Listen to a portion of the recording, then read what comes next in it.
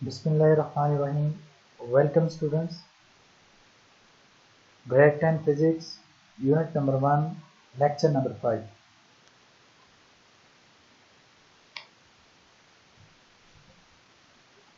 ये स्टूडेंट्स आज का हमारा टॉपिक है about simple pendulum. Simple pendulum को डिफाइन कर लेते हैं। A simple pendulum consists of a mass suspended by inextendable string supported from a fractionless support.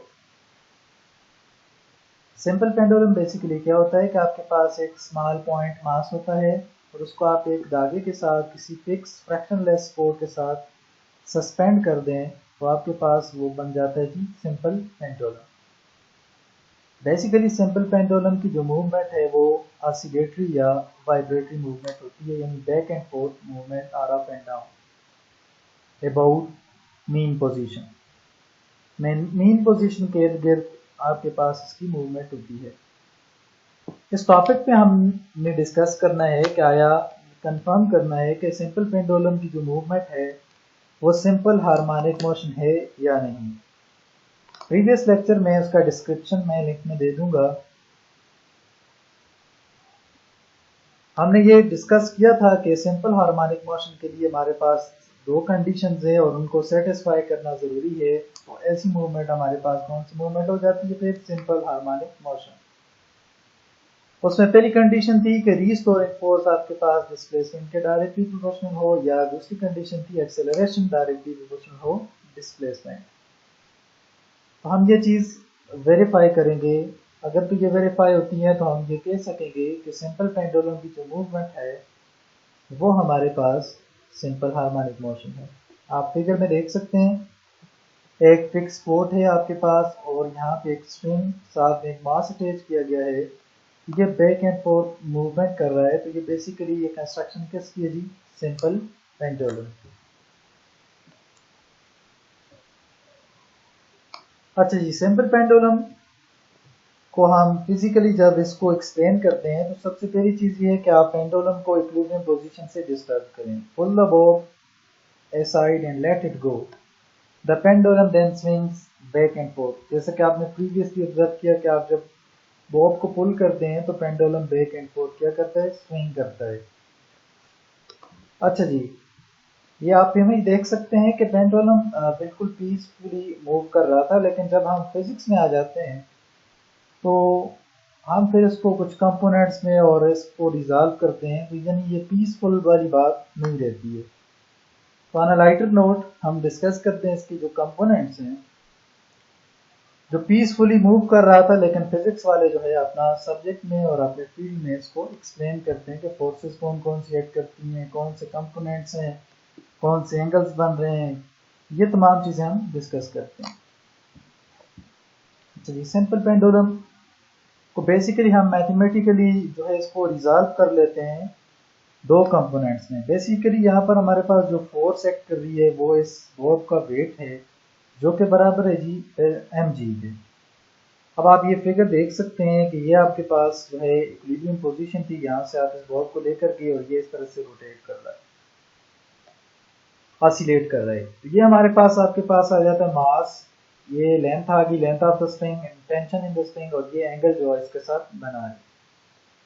अब इस फिगर को हम रिजॉल्व करते हैं तो बेसिकली ये फोर्स हमारे पास दो कंपोनेंट्स में रिजॉल्व होगी। एक एक्स एक्सिस पर कंपोनेंट हमें मिलेगा, दूसरा वाई एक्सिस पर। तो कन्वेंशनली हमारे पास जो थीटा के साथ जो साइड होती है उसको हम एक्स एक्सिस कहते हैं।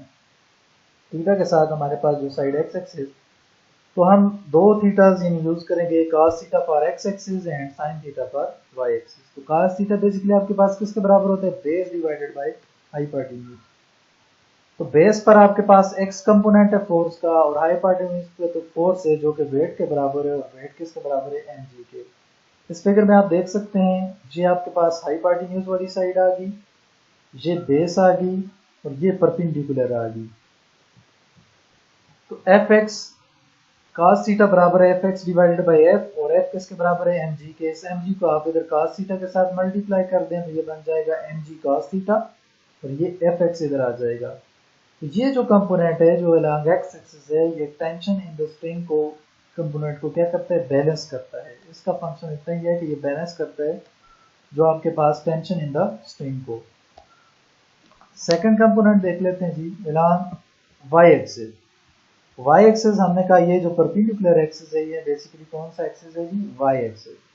तो वाई एक्सिस पे थीटा कौन सा यूज होता है, साइन थीटा। तो sine theta is equal to perpendicular divided by hypotenuse. तो परपेंडिकुलर पे हमारे पास जो कंपोनेंट आ जाते हैं एफ वाई आ जाता है, फोर्स का वाई कंपोनेंट, और डिवाइडेड बाय हाइपोटेन्यूज पे एफ, और एफ ऑलरेडी बताया कि किसके बराबर है जी, एम जी के। एफ की जगह आप एम जी पुट कर लेंगे, एम जी इधर मल्टीप्लाई हुआ साइन थीटा, एम जी साइन थीटा, और एफ वाई नेगेटिव कंपोनेंट वही हम पहले डिस्कस कर चुके हैं प्रीवियस लेक्चर में कि हमारे पास फोर्स जो है आपके पास हमेशा रिस्टोरिंग फोर्स की डायरेक्शन अपोजिट होती है। तो ये बेसिकली जो एम जी साइन थीटा वाला कंपोनेंट है, ये कंपोनेंट हमें रिस्टोरिंग फोर्स प्रोवाइड करता है। रिस्टोरिंग फोर्स हमने कहा था ऐसी फोर्स जो बॉडी को वापस इक्विलिब्रियम पोजीशन, ये इक्विलिब्रियम पोजीशन की तरफ लेकर आए, ऐसी फोर्स रिस्टोरिंग फोर्स कहलाती है। तो रिस्टोरिंग फोर्स हमारे पास किसके बराबर जी, negative of m ji sine theta.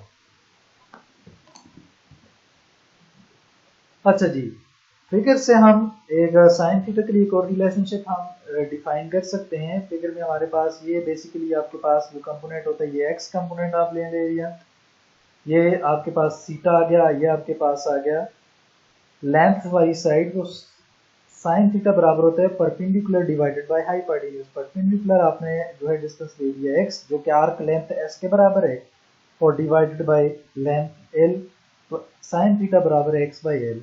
Sign theta की ये वैल्यू यहाँ से उठाएं और इस इक्वेशन में पुट कर लें, तो ये इक्वेशन हमारे पास बन जाएगी F restoring is equal to minus M G sine theta. तो साइन थीटा की जगह क्या लिख लेंगे, एक्स ओवर एल। अब हमें पता है G M mass, G gravitational constant and L length are constant, ये तीनों चीजें कांस्टेंट हैं, एम जी और एल। जब ये कांस्टेंट हैं, हम इन तीनों कांस्टेंट को भी रिमूव करते हैं और इक्वल्स टू के साइन को भी हटाते हैं, तो क्या बचेगा, एफ रिस्टोरिंग इक्वल्स टू का साइन, एम जी और एल को रिमूव किया तो प्रोपोर्शनैलिटी का sign, negative of X, F restoring is directly equal to displacement. तो ये सेटिस्फाई कर रहा है जी सिंपल हार्मोनिक मोशन की पहली कंडीशन को जो हमने प्रीवियस लेक्चर में डिस्कस की थी। Restoring force is directly proportional to the displacement. तो हम कह सकते हैं कि motion of simple pendulum is simple harmonic. Secondly जी हम इसको इस तरह से भी डिफाइन कर सकते हैं कि हमारे पास जो मूवमेंट है वो बेसिकली काज होती है because of Newton second law of motion. ये जो रिस्टोरिंग फोर्स प्रोवाइड करता है, तो F restoring is equal to mass times acceleration. तो हम ये इक्वेशन नंबर बी आ गई, और फर्स्ट हमने जो पढ़ी equation number a, f restoring is equal to minus M g x over l. इन दोनों इक्वेशंस को जी कंपेयर कर लेते हैं, तो कंपेयर करने से m a is equal to minus M g x over l, m और एम से कैंसिल हो गया, क्या आपके पास बच गया, a is equal to minus g x over l. अब यहाँ पर हमें पता है जी भी कांस्टेंट है और एल भी कांस्टेंट है, तो क्या बच गया, a is equal to minus x. तो हम इज इक्वल टू जी और एल को हटाते हैं और उसकी जगह ए के बाद लगाते हैं प्रोपोर्शनलिटी का साइन, और आगे क्या बच के जी नेगेटिव ऑफ एक्स। तो acceleration is also directly proportional to displacement. तो ये सेटिस्फाई करता है जी सेकंड कंडीशन ऑफ इक्विलिब्रियम को।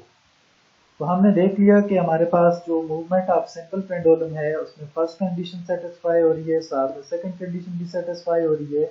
फर्स्ट कंडीशन में हमने कहा जी फोर्स डायरेक्टली प्रोपोर्शनल डिस्प्लेसमेंट के, ऐसा ही रहा।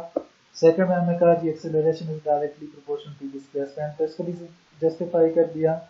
तो हम ये कंफर्म कर सकते हैं कि motion of simple pendulum is simple harmonic motion. Well students, अगर आपको ये वीडियो पसंद आई तो kindly subscribe my YouTube channel basic physics and maths, and also press the bell icon for more updates. Thank you.